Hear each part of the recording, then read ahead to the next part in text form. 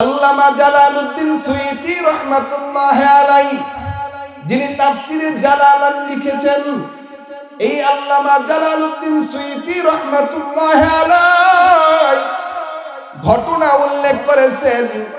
তিনি বলেন, হজ্জে বাইতুল্লাহর যাত্রী হজে রওনা করেছেন। কাফেলা বন্ধু হয়ে যখন বাইতুল্লাহ শরীফ তওয়াফ করতে রওনা, এমন সময় এই কাফেলার একজন বান্দা দুনিয়া থেকে বিদায় নিয়েছেন, ইন্তেকাল করেছেন। কাফেলার লোকজন তাকে দাফন করবে, কবরের ভিতরে রাখবে। কিন্তু কেমন করে কবরে রাখবে, কিভাবে কবরে রাখবে? কবর খনন করতে হবে। মরুভূমির অঞ্চলে চলতেছেন, কাফেলার লোকজন খুঁজে খুঁজে একটা ঘর বের করেছেন। যেই ঘর বের করেছেন, ওই ঘরের ভিতর থেকে একটা কোদাল সংগ্রহ করলেন আর ওয়াদা করেছেন, আপনার কোদালটা আপনি দিয়ে দেন মাটি খোঁড়ার জন্য। আল্লাহর বান্দী বলেন, আমি আমার কোদাল দিতে পারি, তবে একটা শর্ত আছে। এই মরুভূমির প্রান্ত থেকে, ওই মরুভূমির প্রান্ত থেকে আমি আমার কোদাল আনতে পারবো না। তোমরা আমার বাড়ি থেকে কোদালটা নিবা, আবার আমার বাড়িতে কোদালটা দিয়ে যাওয়া। হাজী সাহেবরা ওয়াদাবদ্ধ হয়েছেন। আল্লাহর বান্দে থেকে কোদালটা নিয়ে যখন রওনা, কোদাল নিয়ে যখন রওনা হয়, কবর খনন করেছেন। এই কাফেলার এই হাজী সাহেব ইন্তেকাল করেছেন। কবর খনন করার পর হাজী সাহেবকে কবরের ভিতরে রাখলেন। বাইতুল্লাহর মুসাফির কবরের ভিতরে রেখেছেন। কবরের ভিতরে রাখার পরে কোন ক্রমে, ভুল ক্রমে কোদালটাও কবরের ভিতরে চলে গেছে। কোদালটা যখন কবরের ভিতরে রেখেছেন, এখন সবাই কোদাল খোঁজাখুঁজি করে যে কবরের মাটি যখন আমরা কাজ করতেছিলাম প্রয়োজনে কবরের ভিতরে কোদালটা ঢুকিয়েছি, এই কবর থেকে কোদালটা উঠানো হয় নাই, তো চলো এই কবরটা একটু খনন করে মাটি সরাইয়া কোদালটা উঠে নেই। কাফেলার লোকেরা যখন কবরের ভিতরে মাটি সরাইতেছিলেন, তখন তাকায়া দেখেন ওই কোদাল সহ কবরওয়ালা যাকে দাফন করেছেন তাকে আগুনের বেরি পড়ায়া কোদাল সহ তাকে আটকিয়ে রেখেছে। হাজী সাহেবদের অন্তরের ভিতরে ভয়, বাইতুল্লাহর মুসাফিরদের অন্তরে ভয়। আগুনের রশি দিয়ে এইভাবে আটকিয়ে রেখেছেন, বান্ধিয়া রেখেছেন। তারা মাটি আর না সরিয়ে মাটি দিয়ে রেখেছেন। এই কাফেলার লোকজন ওই মহিলার বাসায় এসে বলে, আল্লাহর বান্দি, ওয়াদা করেছিলাম এই কোদালটা আপনার থেকে নিব, কিন্তু ভুল ক্রমে কোদালটা কবরের ভিতরে রেখে দিয়েছি, আমরা উঠাইতে পারি নাই। তবে আমরা আপনার ওয়াদা রক্ষা করতে পারি নাই। এই কোদালের যা মূল্য হয় এর 4 গুণ মূল্য আমরা আপনার কাছে দিয়ে যাই। আপনি আমাদেরকে ক্ষমা করে দিবেন, আমাদেরকে দাবি থেকে মুক্ত করে দিবেন। কাফেলার লোকজন একটি কোদালের 4 দাম মূল্য দিয়ে যখন রওনা হয়েছেন, হজ্জে বাইতুল্লাহর কাজ শেষ করে আবার যখন বাড়ির ভিতরে প্রত্যাবর্তন করলেন, বাসার ভিতরে যাওয়ার পর কাফেলার যে ব্যক্তি ইন্তেকাল করেছেন, ওই ব্যক্তির বাসার ভিতরে খবর জানালেন আর তার স্ত্রীর কাছে জিজ্ঞেস করলেন, আপনার স্বামী দুনিয়াতে এমন কি কাজ করেছেন?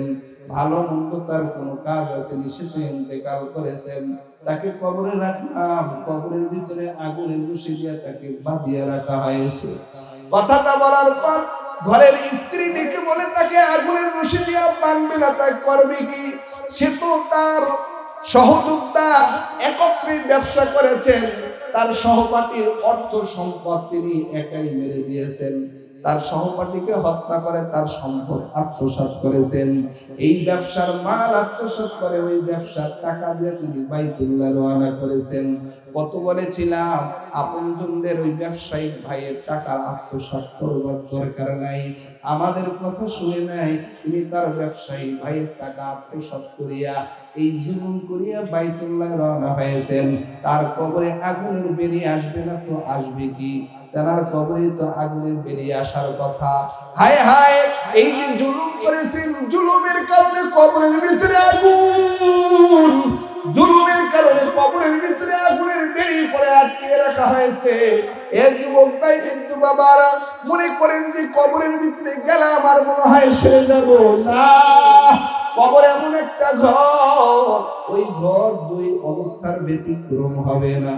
এরকমই সেম আর একটি ঘটনা উল্লেখ করেছেন ইমাম বাইহাকী রাহমাতুল্লাহি আলাইহি।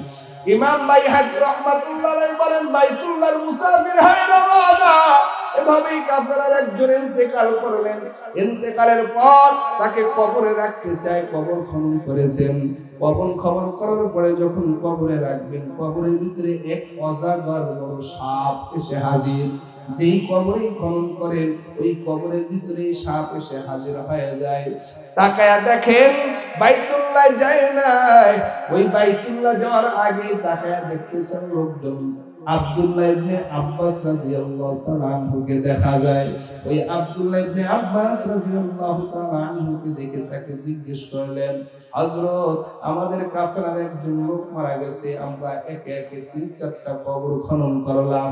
যেই কবরে খনন করে ওই কবরের ভিতরে সাপ দেখি, যেই কবর খনন করে সেই কবরের ভিতরে সাপ এসে হাজির হয়ে যায়। আব্দুল্লাহ ইবনে আব্বাস বলে, তোমরা যে কোনো একটা কবরে রেখে দাও, কারণ যে কোনো অন্যায় অপরাধ কারণে সে আজকে কবরের ভিতরে আযাবের সাপ হাজির হয়ে যায়। আল্লাহর বান্দা কাফেলার লোকেরা তাকে একটা কবরের ভিতরে নামায়া দিলেন। কবরে দাফন করিয়া যখন ওয়াজে বাইতুল্লাহ শেষ করে বাড়ির ভিতরে আসছে, আসার পর আপনজনদের কাছে জিজ্ঞেস করতেন সে দুনিয়াতে কি কাজ করেছে, ফ্যামিলিতে কি কাজ করেছেন। তাই সে তো ছিল একজন ব্যবসায়ী, একজন কাঁচা তরকারি বিক্রেতা, মাল বিক্রি করতেন, কিন্তু তার অভ্যাসটা একটু খারাপ ছিল। সে খারাপ মালটা নিচে রাখতো, ভালো মালটা উপরে রাখতো। ভালো মাল উপরে রাখা নিচে থেকে খারাপ মাল ক্রেতাদেরকে দিয়ে দিতেন, আর ভালো মালটা উপরে রেখে দিতেন, মানুষকে ধোঁকা দিত। সে পানিতে ভিজে মালের ওজন বাড়ায় মানুষের কাছে বিক্রি করত। এই যে মানুষের সাথে প্রতারণা করেছে, ব্যবসায়ী প্রতারণা। ও ব্যবসায়ী ভাই, যে ওজনে কম দিয়েছে, মানুষের সাথে প্রতারণা করেছে, ধোঁকা দিয়েছে। এই জমিনে এমন কিছু ব্যবসায়ী আছে, ভালো মালের সাথে খারাপ মাল মিশ্রিত করে, মিক্সার করে, এরপরে উঁচু দামে তা বিক্রি করে। এমন ব্যবসায়ী এই ময়মনসিংহে আছে না? না, এই এলাকায় নেই। ঢাকা নারায়ণগঞ্জের কথা বলি, আমার চোখের সামনে দেখেছি একটা ভালো বাদাম, ভালো মানের বাদাম। এই ভালো মানের বাদামের সাথে আরেকটা খারাপ বাদামটা মিক্সার করে নিয়েছে। আমি চিন্তা করলাম, জিজ্ঞেস করলাম ড্রাইভারকে, ভাই সত্যি কথা বলেন, এটা মিক্সার করছে কেন? কয় হুজুর, এইটার দাম কম, এটার ভিতরে দানা নষ্ট, আর এইটার ভিতরে দানা পুষ্ট। এটা ভালো, এটা খারাপ। এই ভালোটার সাথে খারাপটা মিক্সার করে দিয়েছেন। এখন খারাপটা যেই মূল্যে কিনেছেন, ভালোর মূল্যে খারাপটাকেও বিক্রি করে দিবেন। এটা হলো ব্যবসায়িক একটা ধোঁকা, প্রতারণা আছে না নাই? এই ব্যবসায়িক প্রতারণা করার কারণে হজ্জে বাইতুল্লাহর মুসাফির হয়, ও ইন্তেকাল করে কবরের ভিতরে সাপের আক্রমণের শিকার। কবরের ভিতরে তাকে সাপ পেঁচাইতেছেন। এখন বলেন, ওই কবরে আমার আপনার সবাই যেতে হবে কি হবে না? আলহামদুলিল্লাহ, আলহামদুলিল্লাহি ওয়া কাফা ওয়া সালামুন আলা ইবাদিহিল্লাযীনা ইসতাফা।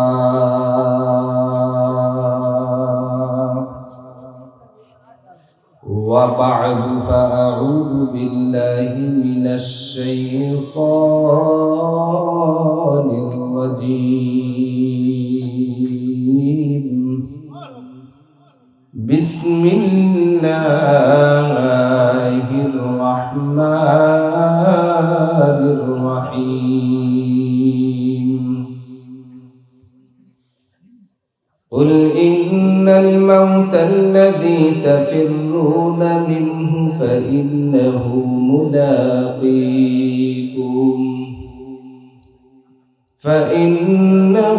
ملاقيكم ثم تردون إلى عالم الغيب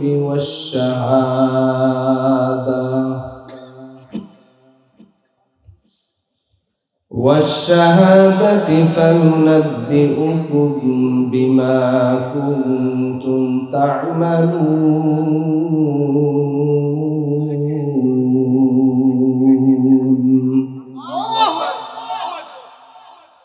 قال النبي صلى الله عليه وعلى آله وسلم الكيس من دان نفسه وعمل لما بعد الموت والعاجز من أتبع نفسه هواها وتمنى على الله أو كما قال النبي عليه الصلاة والسلام إن الله وملائكته يصلون على النبي يا أيها الذين آمنوا صلوا عليه وسلموا تسليما اللهم صل على محمد وعلى آل محمد كما صليت على إبراهيم وعلى آل إبراهيم إنك حميد مجيد اللهم بارك على محمد وعلى آل محمد كما باركت على إبراهيم وعلى آل إبراهيم إنك حميد مجيد او फूल तो फूल नहीं है जिस फूल में बू नहीं ओ दिल तो दिल नहीं है जिस दिल में अल्लाह नहीं ला इलाहा इल्लल्लाह ला इलाहा इल्लल्लाह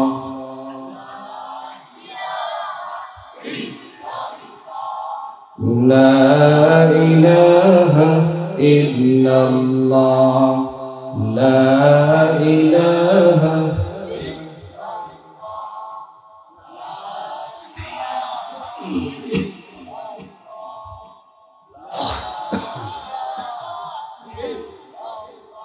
لا إله إلا الله لا إله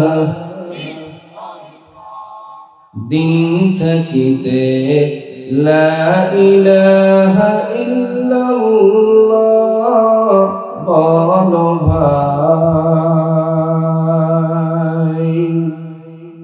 दुनियाते आखिराते दुनियाते आखिराते बंधु के होना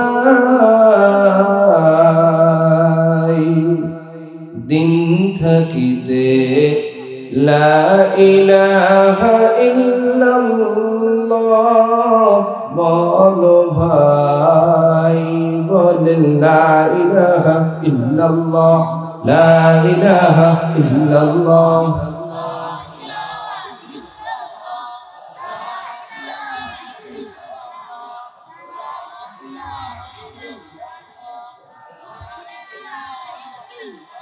हयात मौत रिज़्क़ की दौलत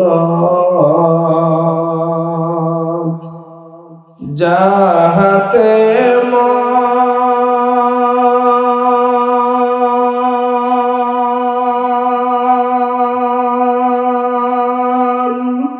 एक बार तुई তার কথাটা ভাবিস নে কখন,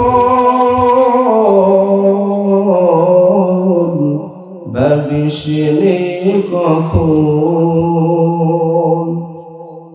আসবে যেদিন দুঃখের রাতি,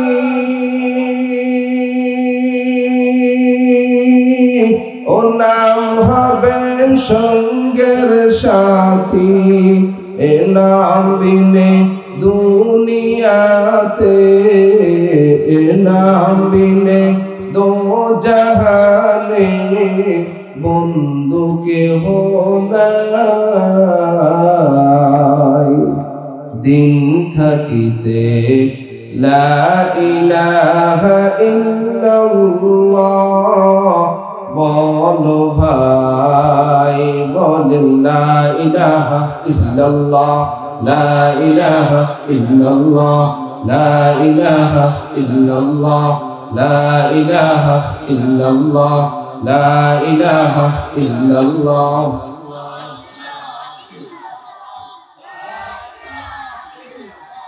লা ইলাহা ইল্লাল্লাহ মুহাম্মাদুর রাসূলুল্লাহ।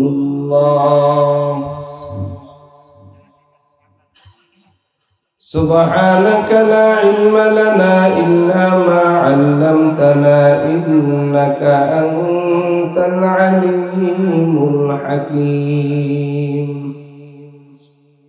قال رب اشرح لي صدري ويسر لي أمري واحلل عقدة من لساني يفقهوا قولي.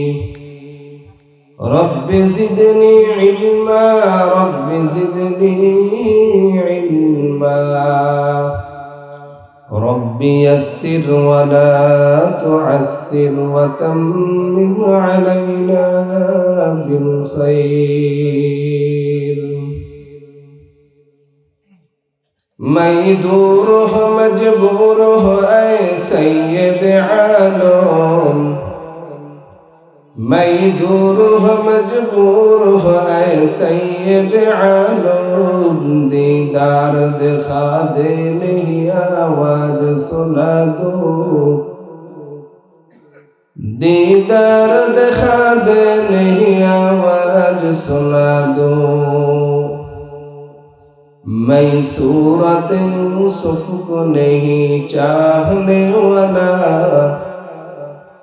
میں صورت یوسف کو نہیں چاہنے والا، میں کو اس کے مانند نہیں عاشق لیلا، میں کو اس کے مانند نہیں عاشق لیلا. میں عاشق مولا ہوں میرا عشق نرالا، میں عاشق مولا ہوں میرا عشق نرالا.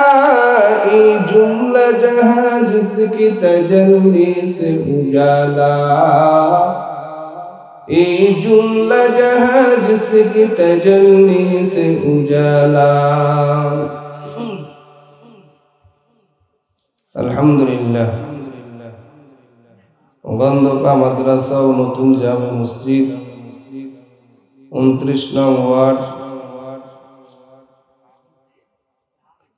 গন্ধপা ময়মনসিংহ উদ্যোগে আয়োজিত ৭তম বার্ষিক ইসলামী ওয়াজ মাহফিল সদর মুহতারাম শ্রদ্ধাভাজন সম্মানিত সভাপতি, প্রধান অতিথি, বিশেষ অতিথিবৃন্দ, জাতির শ্রেষ্ঠ সন্তান, জাতির রাহবার বুজুর্গ হযরত উলামায়ে কিরাম, দূর দূরান্ত থেকে আগত আল্লাহ পাকের আশিকিন, জাকিরিন, শাকিরিন, মুহিব্বিন, মুরব্বিয়ানে ইযম, আমার সমবয়সী কলিজার টুকরা যুবক বন্ধুগণ, সিংহের ছোট ভাই, পর্দার আলে সর্বনলতা, সম্মানিত মা ও বোনেরা, সৃষ্টির মহান স্রষ্টা দয়াময় আল্লাহ রব্বুল ইজ্জত ওয়াল জালালের দরবারে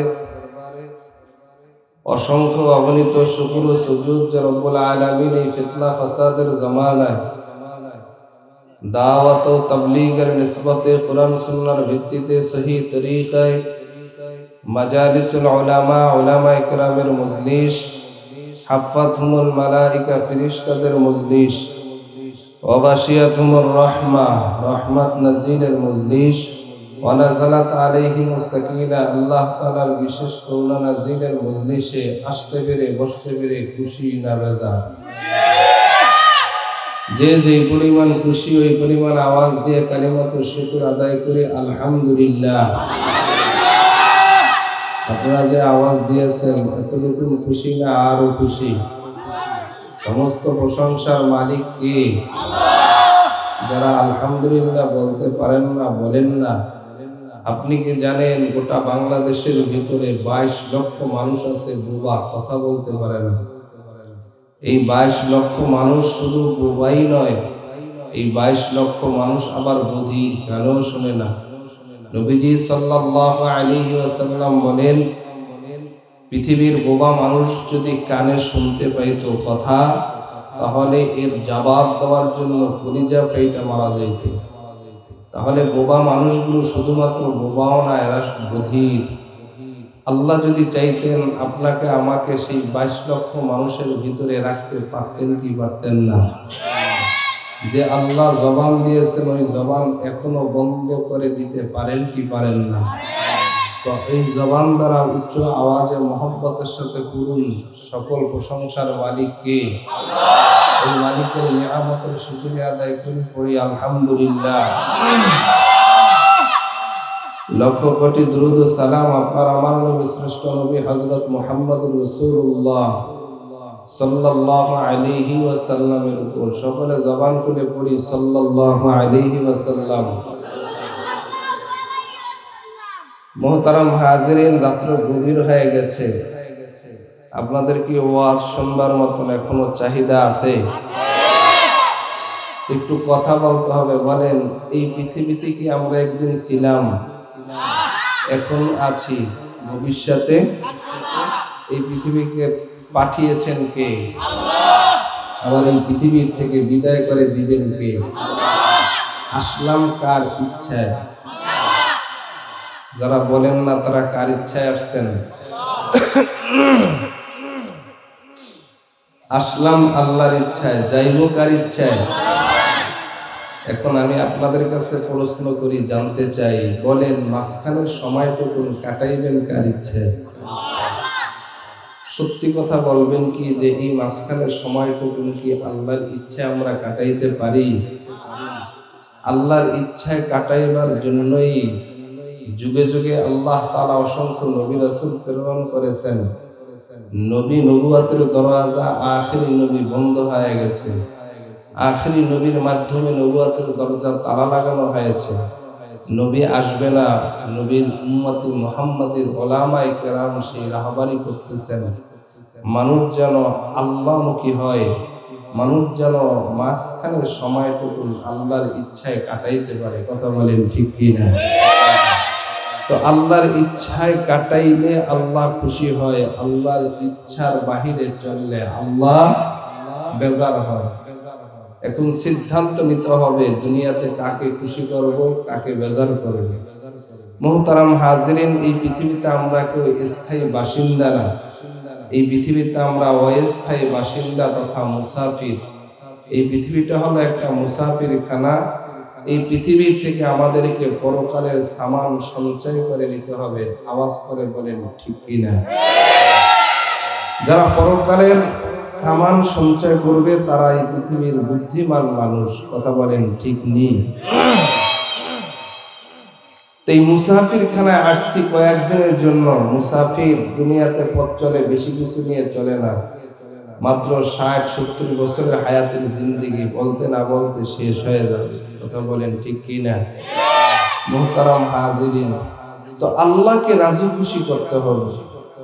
আল্লাহর এক আরেফ কিতাবের ভিতরে উল্লেখ করেন, বাদশাহ তার উজিরকে একদিন ডেকে বলেছিলেন, উজির, আল্লাহ তাআলা আমাকে বাদশাহিত্ব দান করেছেন, অসংখ্য নাজ নিয়ামত দিয়েছেন।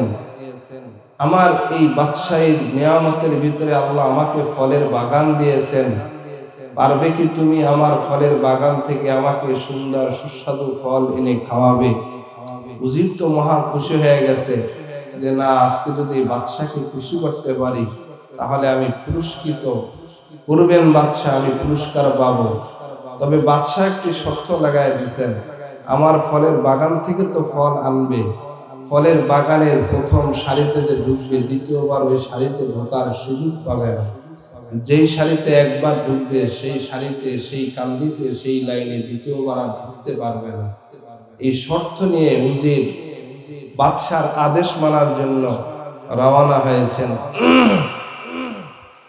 উজির মাথায় টুকরি নিয়ে যখন বাগানে ঢুকলেন, ঢোকার পর দেখে বাগানের প্রথম সারিতেই ফলের অভাব নাই, সুন্দর টসটস ফল দেখা যায়। কিন্তু উজিরের মনের ভিতরে ধোঁকা, না আমি এখান থেকে ফল নিব না, আমি দ্বিতীয় সারিতে যাব। বুঝেননি? সারি না কান্দি লাইন, দ্বিতীয় লাইনে যাব। উজির দ্বিতীয় লাইনে ঢুকলেন। উজির দ্বিতীয় লাইনে ঢুকে দেখেন যে প্রথম লাইনের থেকে দ্বিতীয় লাইনের ফলের মান, কোয়ালিটি কম। এই উজিরের মনে ধোঁকা, মনের ভিতরে আশা যে আমি সুন্দর ফল নেব, কিন্তু ভিতরে ধোঁকা একটাই যে আমি এই লাইন থেকে ফল নেব না, দ্বিতীয় লাইন থেকে নেব, দ্বিতীয় লাইন থেকে নেব না, তৃতীয় লাইন থেকে নেব। এভাবে করতে করতে করতে করতে বাগানের শেষ লাইনে যখন ঢুকছেন, ঢোকার পরে দেখেন যে বাগানের শেষ লাইনে গাছ আছে, মাগার ফল নেই। আপনারা একটু বলবেন, এখন উজির বাদশার কাছে খালি টুকরি নিয়ে গেলে বাদশা কি তাকে পুরস্কার দিবে? দিবে কেন? বাদশার হুকুম সে। ঠিক এই কথার দ্বারা আল্লামা জালালউদ্দিন রুমি রহমাতুল্লাহ আলাইহি বুঝাইতে চান, দুনিয়ার মানুষ আল্লাহ তাআলা জন্মের পর থেকে নিয়ে মৃত্যু পর্যন্ত আল্লাহর ইবাদতের জন্য বলেছেন। মানুষকে আল্লাহ সৃষ্টি করেছেন ইবাদতের জন্য। ওয়ামা খালাকাতুল জিন্না ওয়াল ইনসা ইল্লা লিয়াবুদুন,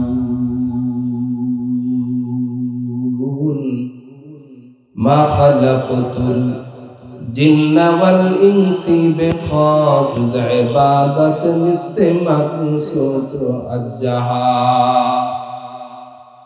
আল্লামা জালালউদ্দিন রুমি রাহমাতুল্লাহ আলাইহি মাআরিফে মাসলুবির ভিতরে ঘটনা উল্লেখ করে দুনিয়ার মানুষকে বুঝাইবার চায়, ও দুনিয়ার মানুষ, আল্লাহ পাক রব্বুল আলামিন নবীর মাধ্যমে 7 বছর বয়সে নামাজের জন্য আদেশ করেছেন, কিন্তু 7 বছর বয়সেও বান্দা নামাজ পড়ে না, 10 বছর বয়সেও নামাজ পড়ে না, আল্লাহর হুকুম মানে না।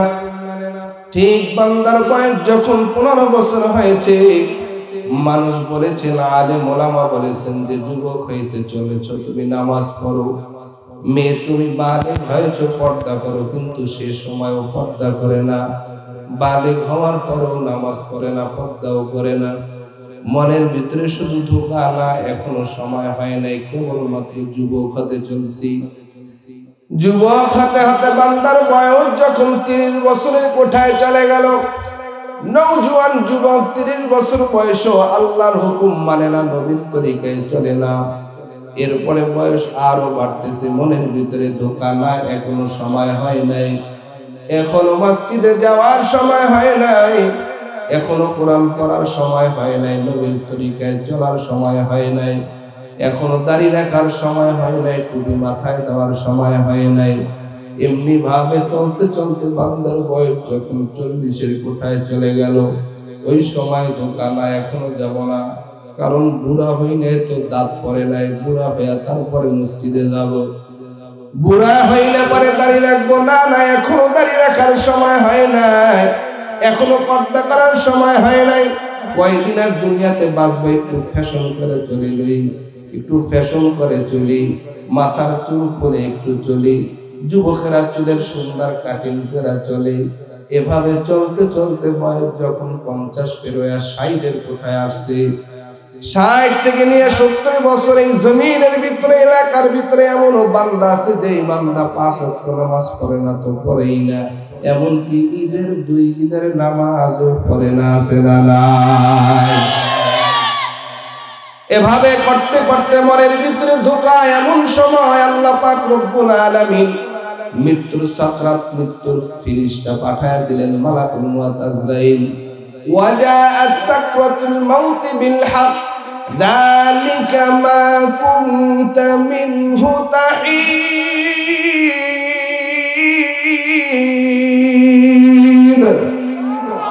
আওয়াজে করে বলুন আল্লাহু আকবার, আওয়াজে বলুন আল্লাহু আকবার। আল্লাহু আকবার বললে গুনাহ হবে তো হবে। বান্দার সময় শেষ হতে হতে মৃত্যুর সাকরাত যখন চলে আসছে, মৃত্যুর সাকরাত সত্য না মিথ্যা? মৃত্যুর সাকরাত যখন চলে আসছে, ওই সময় বান্দা বলতেছে না একটু তওবা করে নেই। না না, মৃত্যুর সাকরাত যখন শুরু হয়ে যাবে ওই সময় তওবা করলে তওবা কবুল হবে না, নামাজ পড়লে নামাজ কবুল হবে না। কারণ ফেরাউন যখন ওই সমুদ্রের ভিতরে যখন হাবুডুবু খাচ্ছে, এমন সময় ফেরাউন থেকে বলে আমানতু বিল্লাহি রাব্বি মূসা ওয়া হারুন, ও আমি রবের মূসা এবং হারুনের রবের প্রতি ঈমান আনলাম, আমি মূসা এবং হারুনের রবের প্রতি ঈমান এনেছি। আল্লাহ ফেরেশতাকে বলে ফেরেশতা যাও ফেরাউনের মুখের ভিতরে কাটা মাটি মাইরা দাও, ফেরাউন যেন কোনো কথা বলতে না পারে। ওই দিন ফেরাউনের ঈমান আল্লাহ কবুল করে নেয়।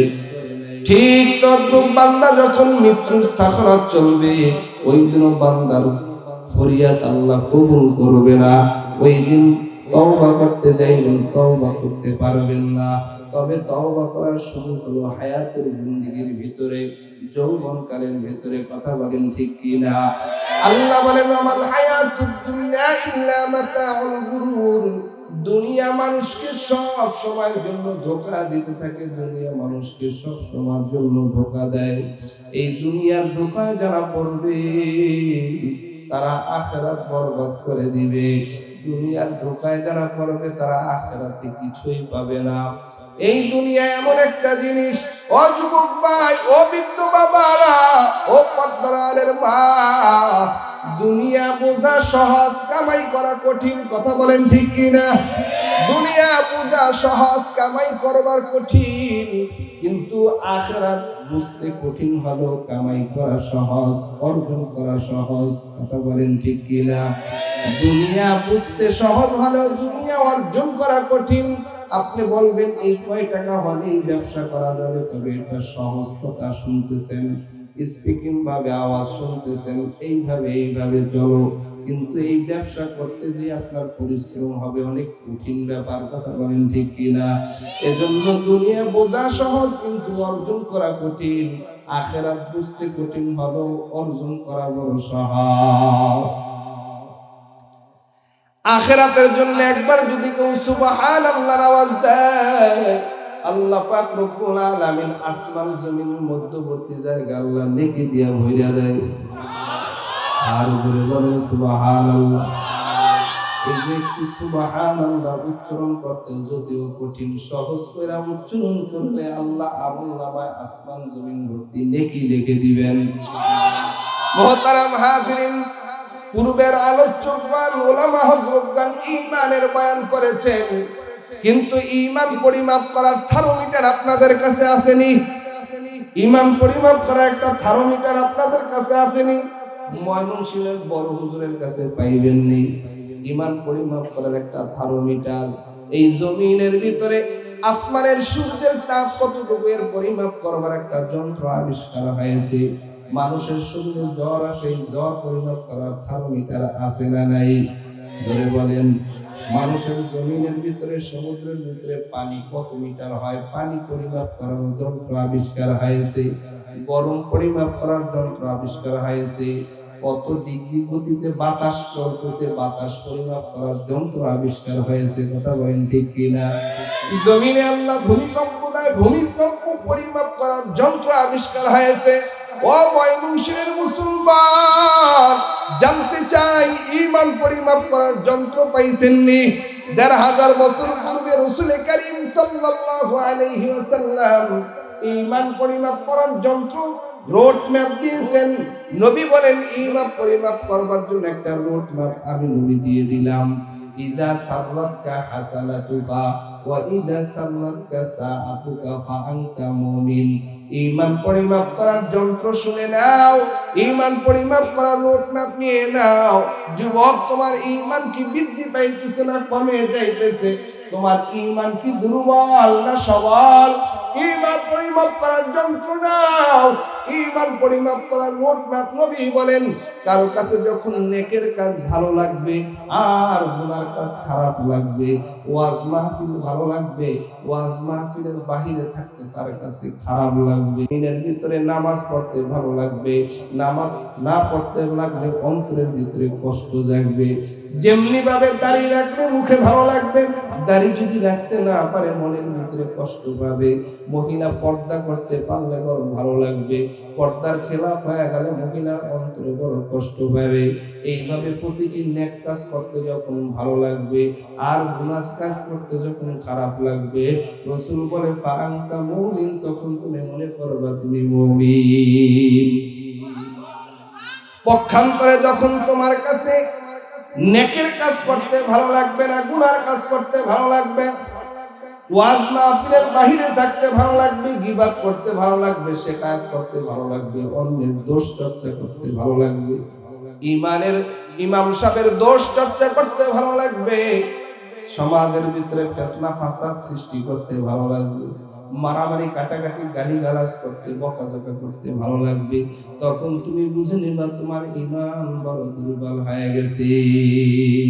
এই দুনিয়ার মোহে পড়ে কতক মুসলমান, এই দুনিয়ার মোহে পড়ে কতক মুসলমান, নামাজ রোজা সব সারিয়া, নামাজ রোজা সব সারিয়া শোনে মোবাইলের গান।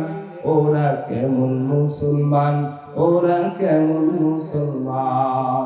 এই দুনিয়ার মোহে পড়ে কতক মুসলমান, এই দুনিয়ার মোহে পড়ে কতক মুসলমান, নামাজ রোজা সব সারিয়া, নামাজ রোজা সব সারিয়া শোনে টিভির গান। ওরা কেমন মুসলমান, ওরা কেমন মুসলমান।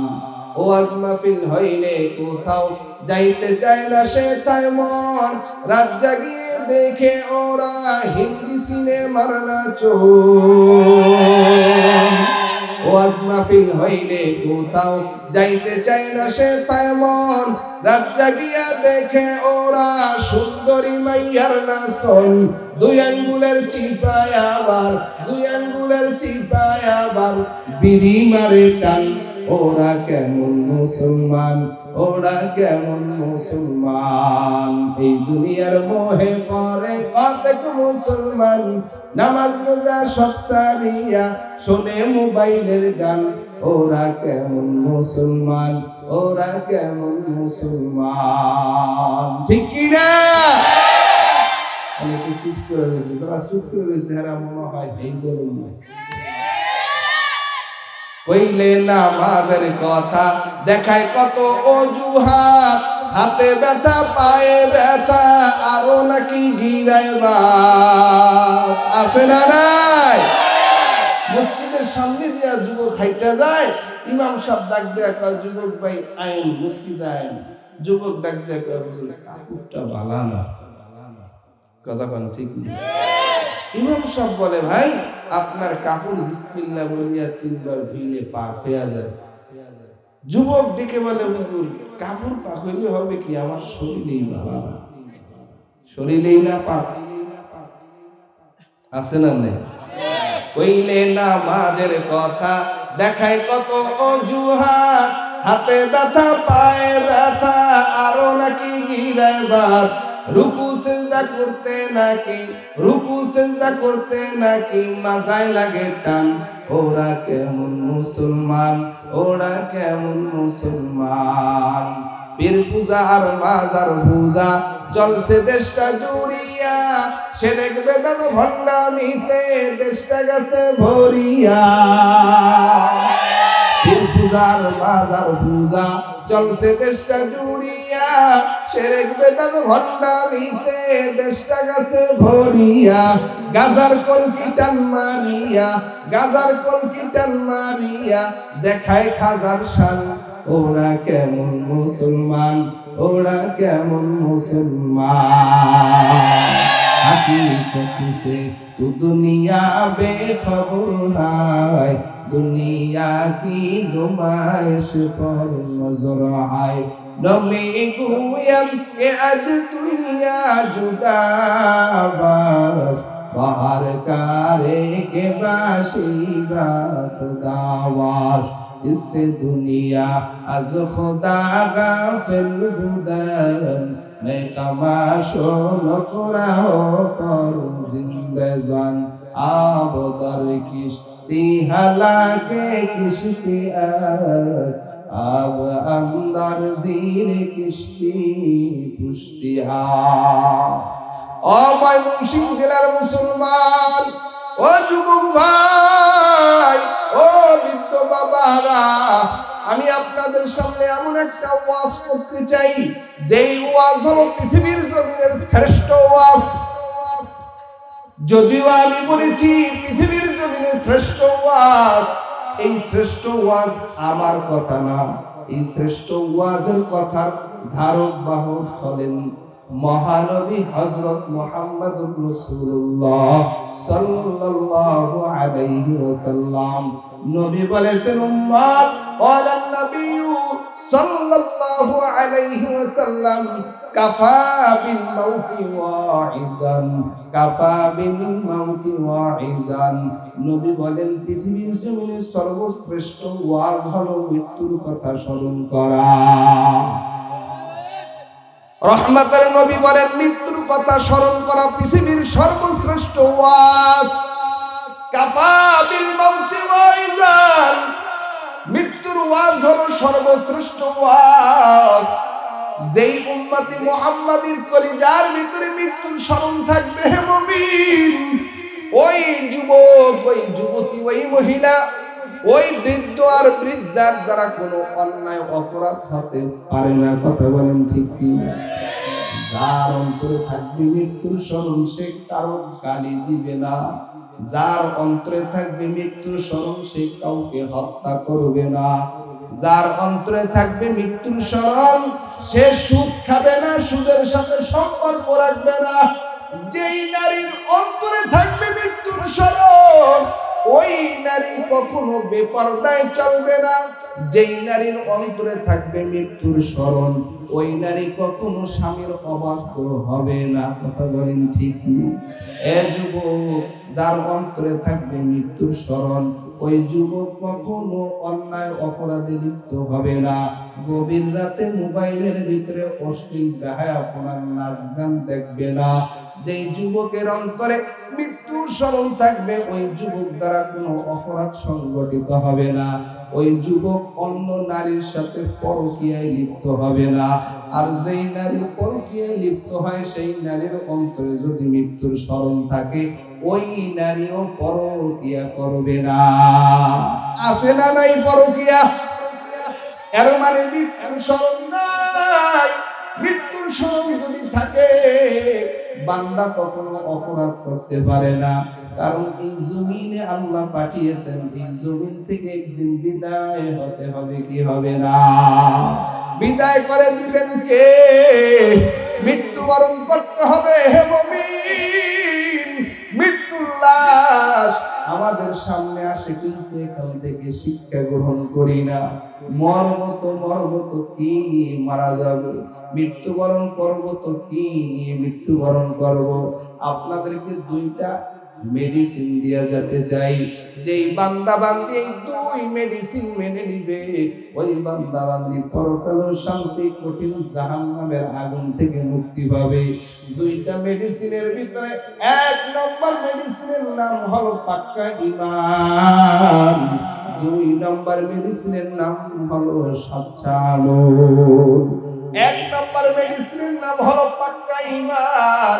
যেই ঈমানের ভিতরে শিরক থাকবে না, যেই ঈমানের ভিতরে দুর্নীতি থাকবে না, যেই ঈমানের ভিতরে কোনো মানুষকে ক্ষতি করবে এমন হবে না, যেই ঈমান হবে একমাত্র আল্লাহ এবং তার রাসূলের উপরে, যেই ঈমান হবে আমানতু বিল্লাহি কামা হুয়া বিআসমাইহি ওয়া সিফাতিহি ওয়া কাবিলতু জামিআ আহকামিহি যেই ঈমান হবে ঈমানে মুজমালের ঈমান, যেই ঈমান হবে ঈমানে মুফাসসালের ঈমান, এমন একটা সচ্চা ঈমান, পাক্কা একটা ঈমান লাগবে ঈমান।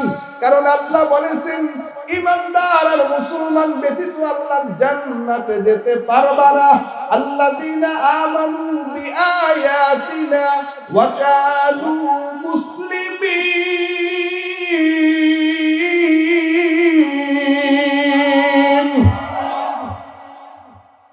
পাক্কা ঈমান আর সচ্চা মুসলমান ব্যতীত বান্দা জান্নাতে যেতে পারবে না। তাহলে ঈমানটা হতে হবে পাক্কা আর আমল হতে হবে সচ্চা। আমলের ভিতরে কোনো ভেজাল থাকতে পারবে না। নির্ভেজাল আমল, নির্ভেজাল আমল, নির্ভেজাল ইবাদত। ইবাদত হবে একমাত্র আল্লাহর। দুইটা জিনিস সামনে রেখে ইবাদত করো। এক নম্বরে তাওহীদ আর এক নম্বরে রিসালাত। এক নম্বর তাওহীদ, দ্বিতীয় নম্বরে হলো রিসালাত। তাওহীদ আর রিসালাতকে সামনে রেখে ইবাদত করবা। আল্লাহর হুকুম মেনে নিবা, রাসূলের তরিকায় চলবা।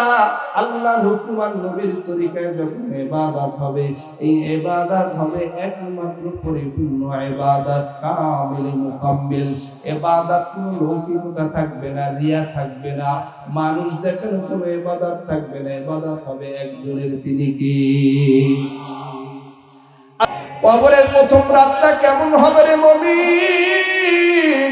কবর এমন একটা ভয়ঙ্কর জগৎ, কবর এমন একটা স্থান। ওই কবরের প্রথম রাতটা কেমন হবে, এই কবরের প্রথম রাতটা কেমন হবে, এই কথাটা বোঝার আগে একটু পিছনে যেতে হবে। আমরা এই জমিনের মাটির তৈরি মানুষ। এ যুবক আল্লাহর গোলাম, আল্লাহ পাক রব্বুল আলামিন ফেরেশতা জিবরাইলকে জমিনে মাটি নেওয়ার জন্য পাঠিয়েছিলেন। মাটি জিবরাইলকে দেখে বলে, ও জিবরাইল, তুমি আমি মাটির উপরে একটু খামচিও দিবা না, থাবা দিবা না? এ জিবরাইল, তোমার শরীরে যদি আমি খামচি দেই, থাবা দেই, তাহলে তোমার শরীরটা খারাপ হয়ে যাবে। ও জিবরাইল, অতএব তুমি আমার শরীরের ভিতরে কোনো আক্রমণ করবা না। জিবরাইল অন্তরের ভিতরে মায়া লেগে গেছে, মাটির উপরে আর থাবা দেয় নাই। জিবরাইল আল্লাহর দরবারে চলে গেছেন, আল্লাহ, আমি জিবরাইল পারলাম না আপনার হুকুমটা মানতে, মাটি আনতে পারলাম না। জিবরাইল যখন মাটি আনতে পারেন নাই, আল্লাহ পাক রব্বুল আলামিন আবার ইসরাফিলকে আদেশ করলেন। ইসরাফিলও পারে নাই, মিকাইল পারে নাই। শেষ পর্যন্ত 4 নম্বরে আজরাইলকে পাঠাইলেন। ও আজরাইল, যাও জমিন থেকে মাটি নিয়ে আসো, আমি আমার বান্দাকে তৈরি করব মাটি দিয়ে। মানুষ তৈরি পদার্থ হলো 4টি। 4 পদার্থ দিয়ে আল্লাহ মানুষ তৈরি করেছেন। আবার এই 4 পদার্থ দিয়ে আল্লাহ মানুষের খাবার তৈরি করেছেন। বলুন সুবহানাল্লাহ। আগুন, পানি, মাটি, বাতাস। আগুন, পানি, মাটি, বাতাস, 4 পদার্থ দিয়ে আল্লাহ মানুষ বানাইছেন। আবার এই 4 পদার্থ দিয়ে আল্লাহ এদের খাবারও তৈরি করেছেন। মালাকুল মউত আজরাইলকে মাটি নেওয়ার জন্য পাঠাইলেন। আজরাইল খাবার দিয়ে মাটি নিয়ে আল্লাহর দরবারে হাজির করলেন। মাটির দুঃখ কষ্ট সব মাটির ভিতরে রয়ে গেছে। মালাকুল মউত আজরাইল মাটির থাবা দিয়া খামচি দিয়া নিয়েছেন।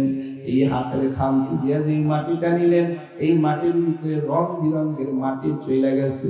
যার কারণে একই মায়ের 5টা সন্তান, একটা সন্তানের সাথে আরেকটা সন্তানের মিল নাই। একজন কালো হয়, আরেকজন সুন্দর হয়, একজন খাটো হয়, আরেকজন লম্বা হয়। কথা বলেন ঠিক কিনা? বিভিন্ন ঢাইছে, বিভিন্ন রঙের মানুষ বানাইছেন কে? আল্লাহ পাক মানুষ বানাইলেন। মালাকুল মউত আজরাইল যখন মাটি নিয়ে মানুষ বানাইলেন, এই মাটির তৈরি মানুষ, ও মানুষ, তোমার মৃত্যুটা কেমন হবে, কখন হবে, কারো এই খবর জানা আসেনি। মালাকুল মউত আজরাইল কখন আপনার আমার সামনে আসবে কারো জানা নাই। আল্লাহর রাসূলের দরবারে জিজ্ঞেস করা হয়েছে, আল্লাহর রাসূলের দরবারে এসে জিজ্ঞেস করা হয়েছে, পয়গম্বর, এই জমিনের ভিতরে একই টাইমে মালাকুল মউত আজরাইল তো একজন ব্যক্তি এতগুলো মানুষের জান কেমনে কবজ করে?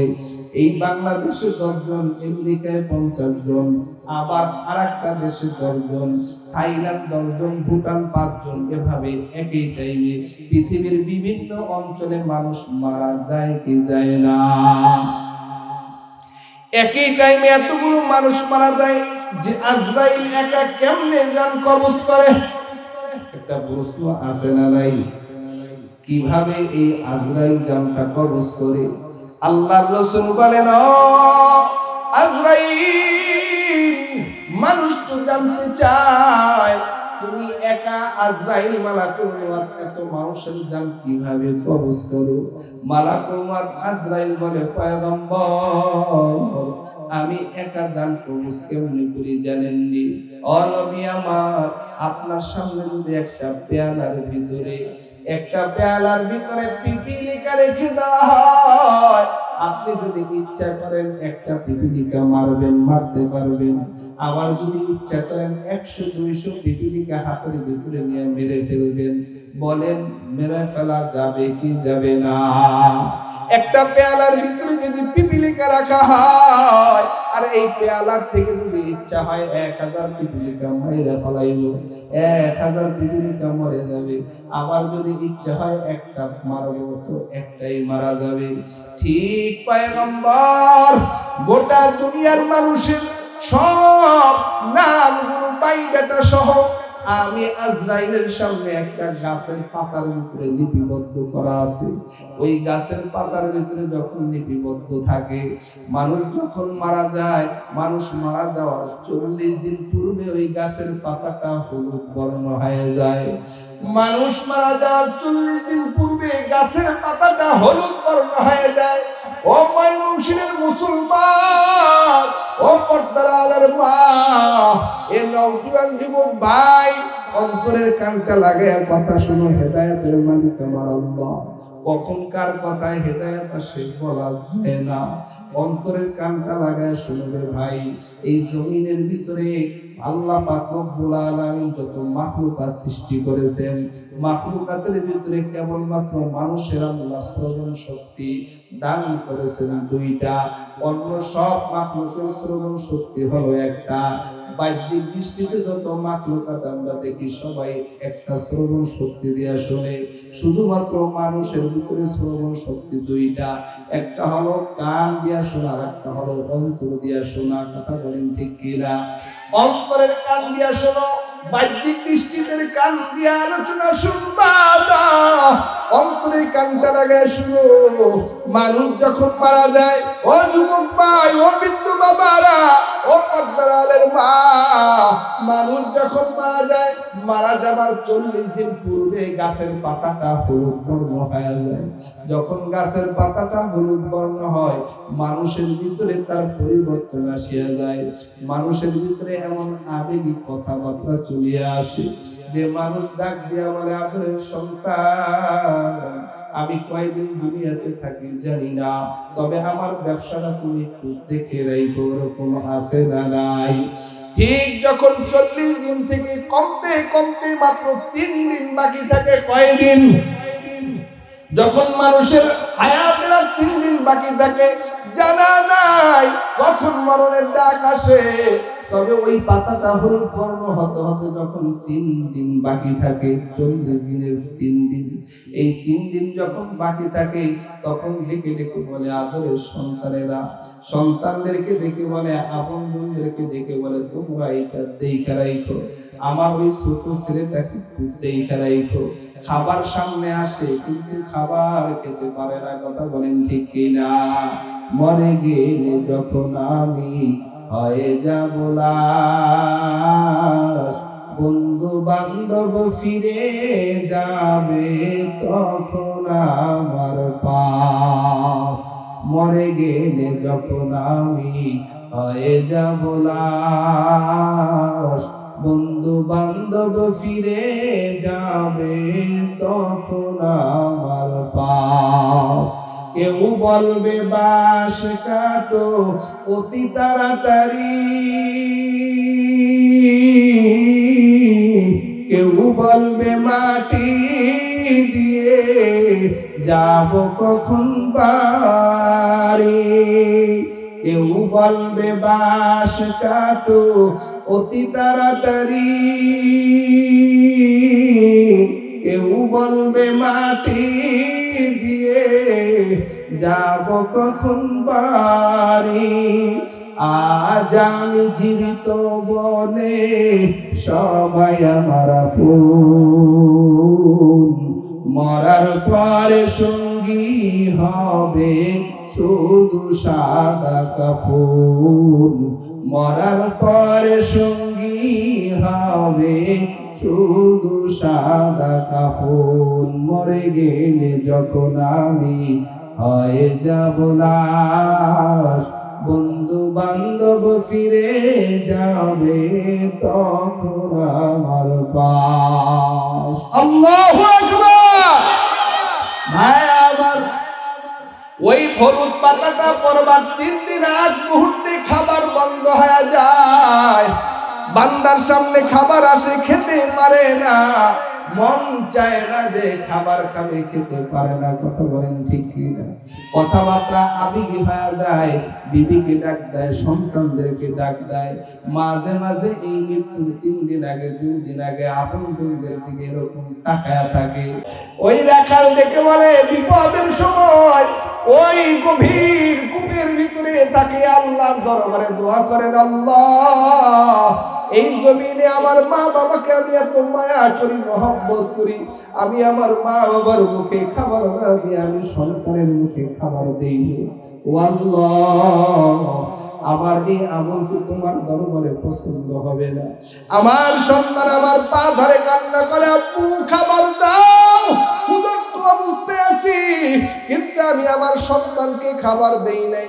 মা ঘুম থেকে উঠে দেখে আমি খাবার নিয়ে তার সামনে দাঁড়িয়ে আছি। মার অন্তর বড় খুশি হয়ে গেছে। মা আমার জন্য ধমক দিয়ে দোয়া করেন, হে সন্তান, তুমি আমাকে খাবার দেওয়ার জন্য তো পাগল হয়ে গেছে, আমার নাতির মুখের ভিতরে কেন খাবার দাও না? ডাক দেয়া কয়, মা জীবনের ওয়াদা প্রতিশ্রুতি, মা বাবাকে খাবার না দিয়া সন্তানের মুখে খাবার দিতে পারি না। ও মা, আগে আপনারা খাবার গ্রহণ করবেন, আপনারা খাবার খাওয়ার পরে আমি আমার সন্তানের মুখে খাবার দিব। আয় আল্লাহ, এই দোয়া যদি আপনার দরবারে, আমল যদি আপনার দরবারে কবুল হয়, আল্লাহ এই মুহূর্তে পাথর থেকে, গুহার থেকে পাথরটা সরাইয়া দেন। দোয়া করার সাথে সাথে মুহূর্তের ভিতরে গুহার মুখ থেকে পাথরটা সরাইয়া দিয়েছে। নারে তাকবীর! মুহূর্তের ভিতরে পাথরটা সরে গেল। 3 বন্ধু বের হয়ে আসছে, বুঝাইবার চাই, ও মাই খুশির মুসলমান, এই জমিনে মা বাবার চাইতে আপনার কেউ না। যদি দোয়া কবুল করাইতে চাও, মা বাবার থেকে দোয়া নাও। জমিনের ভিতরে তুমি ব্যবসায় উন্নতি করতে চাও, মা বাবার থেকে দোয়া নাও। আল্লাহ রাসূল বলেন, মা হাক্কুল ওয়ালিদাইনি আলা ওয়ালাদিহিমা হুমা জান্নাতুকা ওয়া নারুকা।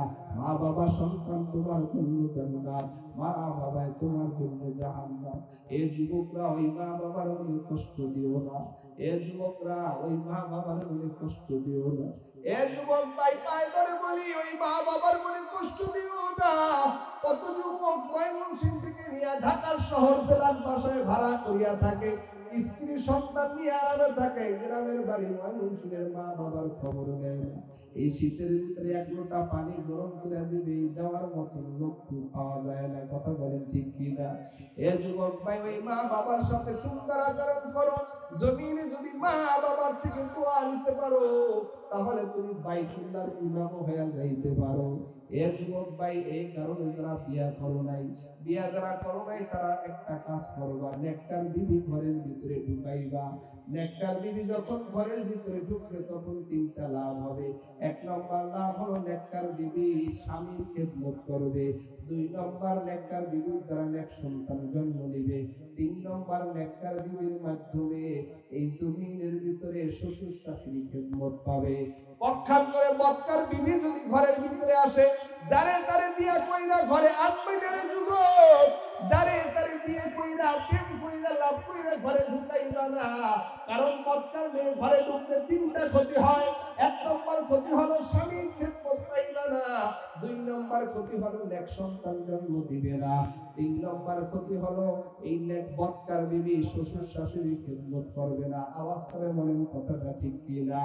যদি দোয়া কবুল করাইতে চাও, দিদি নিজে যদি বড় হতে চাও, তাহলে মা বাবার থেকে দোয়া নাও, মা বাবার থেকে ক্ষমা নাও, কারণ মা বাবার দোয়ায় বাইতুল্লাহর ইমাম হওয়া যায়। দুই হারামান শহীদের প্রধান ইমাম ইমাম আস-সুদাইস, শেখ আস-সুদাইস হাফিজাহুল্লাহ, এই হাফিজাহুল্লাহ শেখ আস-সুদাইস তিনি যে বাইতুল্লাহর ইমাম হলেন, কিভাবে হলেন? সাংবাদিকরা প্রশ্ন করেছেন, ও বাইতুল্লাহর ইমাম, আপনি বাইতুল্লাহর ইমাম কেমনে হলেন? বাইতুল্লাহর ইমাম হাফেজ আস-সুদাইস বলেন, আমি বাইতুল্লাহর ইমাম হয়েছি আমার মার দোয়ার বরকতে। কারণ বাইতুল্লাহর ইমামের বাড়ি হলো দাম্মামে। একদিন তার মা তাকে সাথে নিয়ে বাইতুল্লাহ তওয়াফ করবার জন্য আসছে। বাইতুল্লাহ তওয়াফ করবার জন্য আসার পরে তাকে মাতাফে দাঁড় করায় বাইতুল্লাহ তওয়াফ করতেছেন। বাইতুল্লাহ তওয়াফ করে সাফা মারওয়া সাই করে আবার সন্তানের কাছে আসছে, কিন্তু এসে দেখে সন্তান কাছে নাই, সন্তান যেখানে রেখে গেছে সেখানে নাই।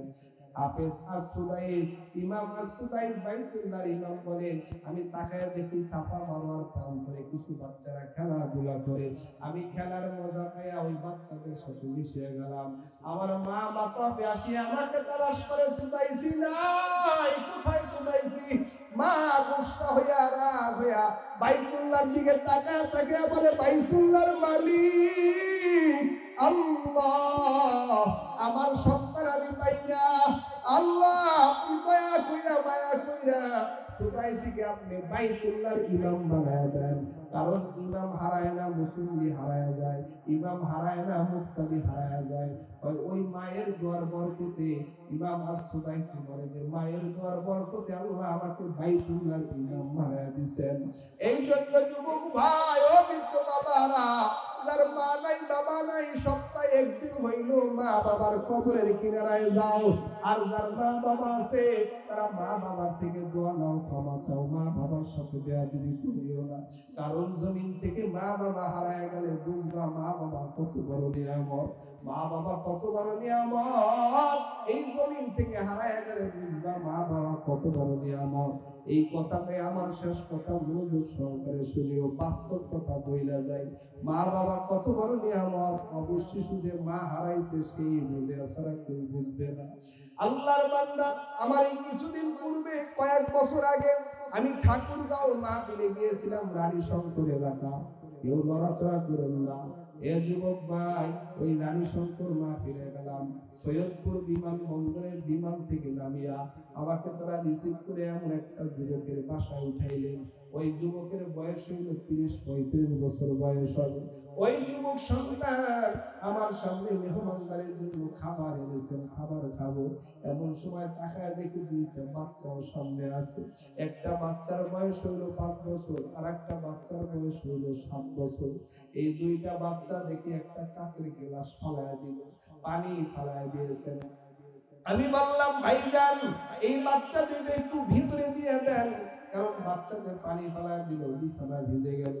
যখনই বললাম, ভাই এই বাচ্চাদের একটু ভিতরে ঢুকায় দেন, পাঠায়া দেন, কথাটা বলার সাথে সাথে 30-35 বছরের যুবকের চেহারাটা মলিন হয়ে গেল। কথাটা বলার পর চেহারার দিকে তাকায় দিই, চেহারাটা মলিন হয়ে গেল। আমি বললাম, ভাইজান আপনি চেহারাটা মলিন করলেন কেন? যুবক ডেকে বলে, হুজুর এই বাচ্চা দুইটার ভিতরে কার কাছে দিব? ওর যে মা নাই। হুজুর এই ভিতরে কার কাছে দিব? ওর যে মা নাই। হুজুর 15 দিন পূর্বে ওর মা দুনিয়া থেকে বিদায় নিয়ে অন্ধকার কবরের বাসিন্দা হয়ে গেছে। হুজুর আমার এই বিবি বড় নেককার মহিলা ছিল, ভালো মহিলা ছিল। হুজুর আমার বিবির মনে আশা ছিল আপনি ঢাকা থেকে আসবেন, আপনাকে মেহমানদারি করাবে, নিজের হাতে রান্না বান্না করবে। কিন্তু আজকে 15টা দিন আমার বিবি অন্ধকার কবরে শায়িত হয়ে আছে। হুজুর দুঃখের বিষয় হলো 15 দিন পর্যন্ত তো আমার বিবি নাই, আজ 15টা রাত্র পর্যন্ত আমার চোখের ভিতরে কোনো ঘুম নাই। আমি বললাম ভাই কেন আপনি ঘুমান না? এই জমিনে তো অসংখ্য পুরুষ এমন আছে স্বামী স্ত্রী মৃত্যুর পর স্বামী দ্বিতীয় আর একটা বিবাহ কইরা নেয়, নিজের স্ত্রীর খবর নেওয়ার তার সময় পাওয়া যায় না, মৃত্যু স্ত্রীর কবরটাও জিয়ারত করে না। কথাটা বলার পর এই যুবক সন্তান আমার হাতটা ধরিয়া তার বেডরুমের ভিতরে নিয়ে গেলেন। বেডরুমে নেওয়ার পর তাকায় দেখি বেডরুমের ভিতরে চিপসের প্যাকেট আছে, জুসের বোতল আছে, চকলেট আছে। আমি বললাম ভাই এত মজা সব আপনার নিজের ভিতরে কেন রেখেছেন? চোখের পানি ফেলে কান্নার আওয়াজ, ডাক দিয়া বলে হুজুর আমি এই বাচ্চা দুইটা নিয়ে যখন রাতের বেলা ঘুম যাই, আমার বাচ্চা দুইটার যখন ঘুম ভেঙে যায় ডাক দিয়া বলে আব্বু আমার মা কই, আমি আমার মায়ের কাছে যাব। এইভাবে বাচ্চারা কান্না করে। আমি বলি বাবা এই চিপসের প্যাকেটটা নাও, চিপস খাও। সন্তান বলে বাবা আমি চিপস খাবো না, আমার মা কই, আমি মায়ের কাছে যাব। আবার জুসের বোতল দেওয়া হয়, সন্তান বলে ও আপু জুস খাবো না, মা কই মার কাছে যাবো রে আপু। আবার সন্তানকে চকলেট দেয় না, সন্তান চকলেটও খায় না। এমনকি যুবক সন্তানটাকে কামড় দেয়, খামচি দেয়, আর বলে আপু মা কই, মায়ের কাছে যাব। এইভাবে সন্তান মা মা করিয়া রাতের বেলা চিল্লায়। এক পর্যায়ে যখন সন্তান রাতের বেলা ঘুমায়া যায়, সকালবেলা যেই সন্তান 8টার আগে বিছানার থেকে উঠে না, ওই সন্তান সকালে ফজরের পরে বিছানার থেকে উঠিয়া মায়ের কবরের কিনারায় যায়। মায়ের কবরের কিনারায় যায় ডাক দিয়া কই মা, রাতের বেলা ডাকলাম পাইলাম না, ও মা তুমি কি আমাদের কথা শুনো না? এইভাবে বাচ্চা দুইটা ছোট ছোট বাচ্চা মায়ের কবরের কিনারায় ডাকে, কোনো আওয়াজ পায় না। ওই মায়ের কবরের থেকে দৌড়া তার দাদার কোলের উপরে উঠে কয় দাদা ভাই, মায়ের ডাকতেছি, মা ডাকে সাড়া দেয় না। দাদার কোল থেকে নামিয়ে আবার বাচ্চা দুইটা আবার মায়ের কবরের কিনারায় দেয়া বলে মা তুমি বড় পচা হয়ে গেছো, তুমি আমাদের কথা শুনবা না। ও মা সকালবেলা তুমি কি আমাদেরকে খাওয়াইবা না? এইভাবে বাচ্চা দুইটা কান্না করে মায়ের কবর থেকে দৌড়ে আবার দাদুর কোলে উঠে। দাদুর কোলে উঠে বলে দাদু মাকে ডাকতেছি, মা ডাকে সাড়া দেয় না। দাদু কান্না করে আবার দাদুর কোল থেকে নামিয়ে বাচ্চা দুইটা দৌড়ে আমার কবরের কিনারায় যায়, বলে মা রাতে ডাকলাম পাইলাম না, এখন ডাকি পাই না, তুমি কি আমাদের কথা শুনো না রে মা? বাচ্চা দুইটা মন খারাপ করিয়া বাবার কোলে উঠে কয় বাবা মা বড় পচা হয়ে গেছে, মা আমাদের ডাক শুনে না। ওই বাবা ডাক দিয়া কইলেন সন্তান তোমার মা এমন ঘুমাইছে, আর ঘুম থেকে জাগ্রত হবে না, আর কোনদিন তোমাদের ডাকে সাড়াও দিল। এইভাবে বাচ্চার বাবা তাকে সান্ত্বনা দেয়। এ যুবক আল্লাহর গোলাম, ওই মা বাবা যারা আছে মা বাবার সাথে বেয়াদবি করিও না। আজকে রাতের বেলা মা বাবার থেকে ক্ষমা চাও, আর মা বাবার থেকে দোয়া নাও। নবী বলেন মা বাবায় যখন দোয়া করে আসমান আর জমিনের মধ্যবর্তী জায়গায় কোনো পর্দা থাকে না। দুনিয়ার জমিনে মা বাবার থেকে দোয়া নিয়ে কাজ করবে সন্তান। চার ইমামের এক ইমাম ইমাম মালিক রাহমাতুল্লাহ আলাইহি, ইমাম মালিক রাহমাতুল্লাহ আলাইহি মায়ের পায়ের উপরে চুমু খায়। মা দেখে বলে ও সন্তান তুমি আমার পাতে কেন চুমু খাও, আমার পা কেন চুমু খাও? সন্তান দেখে বলে মা আমি তোমার পায়ে চুমু খাই না, আমি জান্নাতের দেওয়ালে দেওয়ালে চুমু খাইতেছি। আল্লাহু আকবার। আমি তোমার পায়ে চুমু খাই না, আমি জান্নাতের দেওয়ালে দেওয়ালে চুমু খাই। এই কারণে যুবক ভাই বৃদ্ধ বাবারা হাঁটি দিলে তওবা করে নাও, আর মা বাবার মনে কষ্ট দিবে না, নামাজ বাদ দিবা না, নবীর সুন্নতি দাড়িতে আঘাত করবা না। হিংসা করবা না, গীবত করবা না, সমালোচনা করবা না, গালি দিবা না, নামাজ বাদ দিবা না, নবীর সুন্নাতের বাহিরে চলবা না। হেদায়েতের মালিক আমার আল্লাহ, নবী আমার জন্য তোমার জন্য কান্না এখনো মদিনার রওজায় আথার বৈশা করতেছেন। যেই নবী দুনিয়ার জমিনে এত কষ্ট করেছেন, আমার নবী দুনিয়ার জমিনে আসিয়া বাবার চেহারাটা দেখতে পারে নাই। 6 থেকে 6.5 বছর বয়সে নবী মাকেও হারিয়ে ফেলেছে। ওই নবী মাঝে মাঝে মা বাবা বলে কান্না করতেন। ও নবীর উম্মত, ফাঁকি দিলে তওবা করো, আর নামাজ বাদ দিবা না, আলেমদের বিরোধিতা করবা না, জমিনের ভিতরে ফাসাদ সৃষ্টি করবা না, মিলে মহব্বতের জিন্দেগি যাপন করবা, স্ত্রীকে পর্দায় রাখবা, সন্তানকে আলেম বানাইবা। এরে যুবক ও বৃদ্ধ বাবারা, ফাঁকি দিলে তওবা করো, গুনার কাজ করবো না, নেকের কাজ ছাড়বো না। এমন তওবা যাদের নিয়ে আইতাছে, তওবা নিয়ে দুইটা হাত আল্লাহকে দেখা দে। নারায়ে তাকবীর, নারায়ে তাকবীর। আয় আল্লাহ আমাদেরকে তওবার জিন্দেগি দান করেন, হাতগুলো কবুল করে নেন। আয় আল্লাহ নবীর খাঁটি উম্মত হিসেবে কবুল করে নেন। আল্লাহ আপনার খাস গোলাম হিসেবে কবুল করে নেন। জোরে জোরে পড়েন আমিন। আলহামদুলিল্লাহি রাব্বিল আলামিন। والصلاة والسلام على أشرف الأنبياء والمرسلين وعلى آله وأصحابه أجمعين. اللهم اغفر لنا قبل الموت وارحمنا عند الموت ولا تعذبنا بعد الموت ولا تحاسبنا يوم القيامة إنك على كل شيء قدير يا أرحم الراحمين يا أرحم الراحمين أي الله গভীর রাত্র যখন গভীর হয়, দুনিয়ার সব দরজা বন্ধ হয়ে যায়। হাইকোর্টের দরজা বন্ধ, সুপ্রিম কোর্টের দরজা বন্ধ, অফিস আদালত বন্ধ, মানুষের ঘরের দরজাটাও বন্ধ। রাত্র যত গভীর হয়, আসমানের দরজা তত প্রশস্ত হয়। আয় আল্লাহ গভীর রজনীতে আপনার আলিশান দরবারে ভিক্ষু করে নেয়, দুখানা হাত পেতেছি রে আল্লাহ। ও পর্দার আলের মা, মাইকের আওয়াজ কানে যায় আব্বা জান, দুইটি হাত উঠে মাওলার দরবারে চোখের পানি ফেলা কান্না করেন। কান্না যদি না আসে মনটারে বুঝান রে মন। একদিন নতুন বউ হইয়া লাল বেনারসি শাড়ি পরিয়া ঘরে আসছেন রে মা। কত মানুষ শরবত খাওয়াইছে, কত মানুষ মিষ্টি মিষ্টি কথা বলছেন। এমন একদিন সময় আসবে রে মা, মরা লাশ হয়ে ঘর হইতে বের হবে। সন্তানেরা মা মা বলিয়া কান্না করবে। ওই দিন সন্তানদের কান্নার জবাব দিতে পারবেন না। ও যুবক ভাই, মৃত্যু বাবারা, দুই ফোঁটা চোখের পানি ফেলে কান্না করো। কান্না যদি না আসে মনটারে বুঝাও রে মন।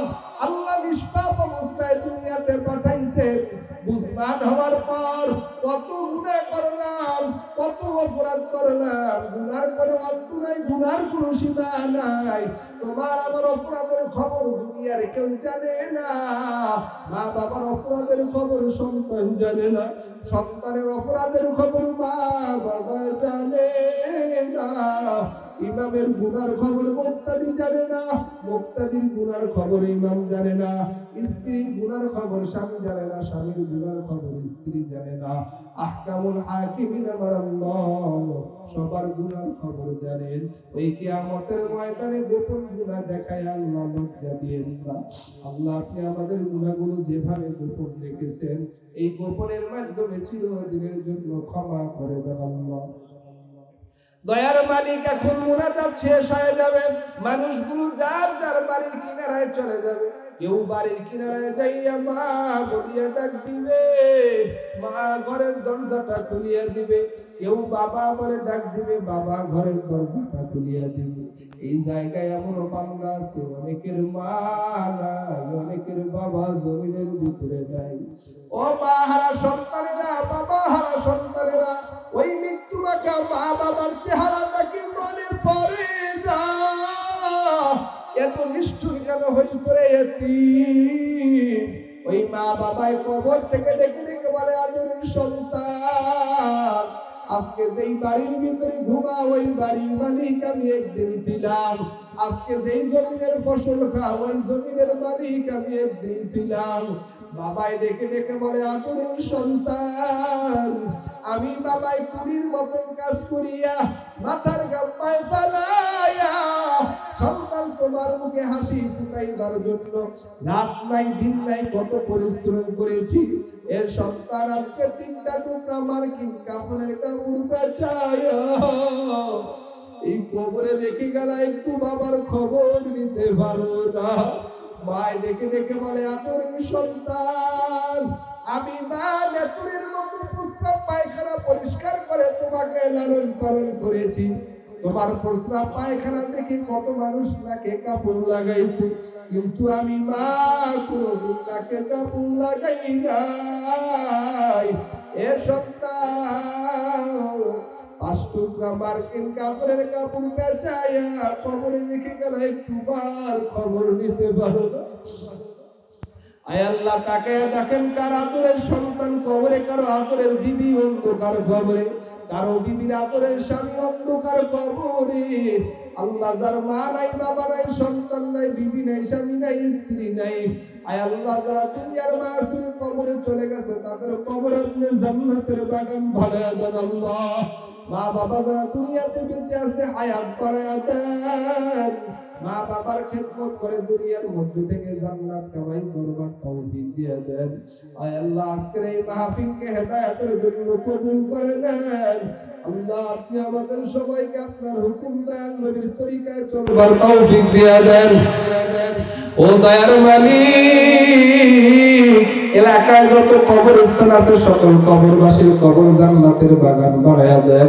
এলাকার ঘরে ঘরে শান্তি দান করেন, মা বোনদেরকে পর্দানিশী দিনদার বানায়া দেন আল্লাহ। ও দয়ার মালিক, যারা দেশ ছাড়িয়া প্রবাসে বসবাস করেন বিদেশি ভাইদের সকল মুসিবত থেকে হেফাজত করেন। যারা এই মাহফিলকে বাস্তবায়ন করবার জন্য দান সহযোগিতা করেছে প্রত্যেকের দান ও সহযোগিতা নাজাতের জরিয়া বানায়া দেন আল্লাহ। প্রত্যেকের দান ও সহযোগিতা নাজাতের জরিয়া বানায়া দেন আল্লাহ। কিয়ামত পর্যন্ত এই দ্বীনি মাহফিলকে আঞ্জাম দেওয়ার তৌফিক দিয়ে দেন আল্লাহ। এই মসজিদের ইমাম মুসল্লি মুয়াজ্জিনকে কবুল করে নেন ইয়া রাব্বুল আলামিন। এলাকার ঘরে ঘরে শান্তি দান করেন আল্লাহ। এলাকার প্রতিটি উপর তামাম দুনিয়া আপনার রহমত নাযিল করেন আল্লাহ। আমাদের সবাইকে হজ্জে বাইতুল্লাহ জিয়ারতে মদিনা নসিব করেন আল্লাহ। যুবকদেরকে মা বাবার নেকবক্ত সন্তান বানায়া দেন। সকল যুবকদেরকে দ্বীনের জন্য ইসলামের জন্য কবুল করে নেন। মুরব্বী বাবাজিদেরকে আবু বকর সিদ্দিক রাদিয়াল্লাহু তাআলা আনহুর আখলাক চরিত্র দান করেন আল্লাহ। ইয়া আল্লাহ, আজকে বাংলার জমিন থেকে একজন উজ্জ্বল নক্ষত্র বলিষ্ঠবাদী প্রতিবাদী কণ্ঠস্বর নিভে গেছে আল্লাহ। রব্বুল আলামিন, আমার কলিজার ভাই জনাব শরীফ ওসমান হাদি ভাইয়ের কবরকে জান্নাতের বাগান বানায়া দেন আল্লাহ। আয় আল্লাহ, তাকে শাহাদাতের মর্তবা দান করেন আল্লাহ। ইয়া আল্লাহ, ওসমান হাদির মতন এমন সন্তান বাংলার ঘরে ঘরে দান করেন আল্লাহ। ইয়া রাব্বুল আলামিন, ওসমান হাদির পরিবার পরিজনদেরকে সবকে জামিন ইখতিয়ার করবার তৌফিক দিয়া দেন রব্বুল আলামিন। কখনকার মরণের ডাক এসে জানি না আল্লাহ, আপনি আমাদের সবাইকে ইজ্জতি মরণ দান করিয়েন আল্লাহ। নাফরমান বেঈমান বানায়া মৃত্যুর বিছানায় শুয়াইন করে আল্লাহ। নাফরমানদের মৃত্যু সহ্য করা যাবে না। নাফরমানদের সামনে যখন মালাকুল মউত আজরাইল জান কবজ করবার জন্য আসবে, আজরাইলের মাথা থাকবে আসমানে, পা থাকবে জমিনে, এক হাত পাশে আর এক হাত মাগবে, লাল রঙের দিঘির মতন বড় বড় 12টা চক্ষু থাকবে, প্রতিটি চক্ষু দিয়ে আগুনের ঝিলকি বের হইতে থাকবে। নাফরমান বেঈমান আজরাইলের এই সুরাত দেখে রূহটা বের হইতে চাইবে না। নাফরমান বেঈমানের রূহটা 360টা মোকামে দৌড়াদৌড়ি করতে থাকবে। আয় আল্লাহ, আপনি আমাদের সবাইকে ইজ্জতি মরণ দান করিয়েন আল্লাহ। ইয়া আল্লাহ, যাহা কিছু বলেছি ভুল ত্রুটি ক্ষমা করে সহিকত রূপে আমাকে সহ সবাইকে আমল করবার তৌফিক দান করেন আল্লাহ। ইয়া রাব্বুল আলামিন, ইহকামুল হাকিমিন, যত কল্যাণ আছে দান করেন, অকল্যাণ থেকে হেফাজত করেন, কঠিন জাহান্নামের আগুন থেকে মুক্তি দান করেন, জান্নাতুল ফেরদাউস নসিব করেন। ওয়া সাল্লাল্লাহু তাআলা আলা খাইরি খালকিহি মুহাম্মাদ ওয়া আলিহি ওয়া আসহাবিহি আজমাইন। আমিন আমিন বিরহমাতিকা ইয়া আরহামার রাহিমিন। Presents by Kuakata media centre. হক্কানি আলেমদের নিত্য নতুন ভিডিও পেতে আমাদের চ্যানেলটি সাবস্ক্রাইব করুন। কুয়াকাটা মিডিয়া সেন্টার, ইসলামিক বিনোদনের বিশ্বস্ত সঙ্গী।